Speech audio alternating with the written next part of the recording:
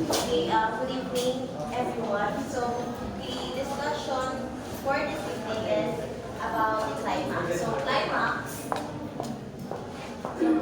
is the most exciting, the most intense, and the most important part in every literary work. It is also known as the turning point, wherein the conflict or the problem within a story is being solved.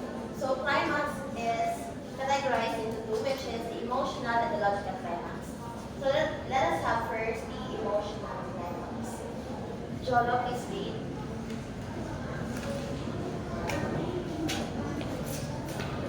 Emotional climax is intensifying modifier. It involves intensifying the impact by adding modifiers or repeating.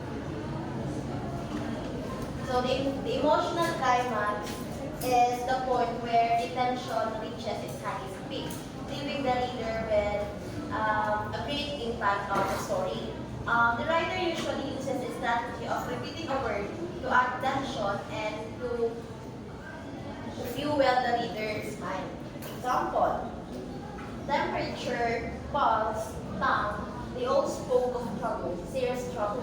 And another one is the sound. The sound inside the room is alarming. So alarming. So as you notice, the words is being repeated in order to add tension or to highlight the idea that the emotions or the feelings in the story is serious. Next is a succession of contextual synonyms. A series of emotional synonyms are used, each surpassing the previous one in force. So, the succession of contextual synonyms, it is how words with same meaning used together to create a richer and more impactful or emotional catchy information, like from levels 1 to 5.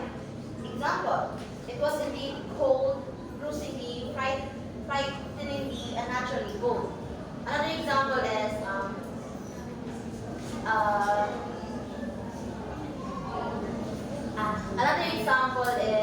Rose is good looking, pretty, beautiful, um, beautiful, and God looking woman. Next is quantitative gradation. Miss Santa Ana, please read. Quantitative gradation. Gradation is achieved by using a quantitative progression. Example, they could say what they like about the mist being for you, but when it in involved the body, the garden, the house, and the world beyond. Day after day, good and week after week, you grew weary of the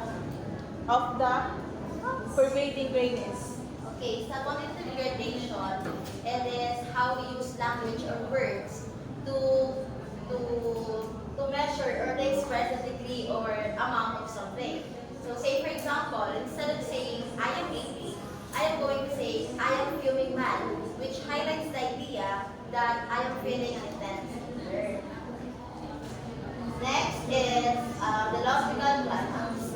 Logical climax emphasizes the logical progression, the importance of ideas. In a logical climax, each succeeding idea is more significant or crucial than the one before it. So sa logical climax, it is the organization of ideas that leads to a presentation of evidence to support a main point. Example: I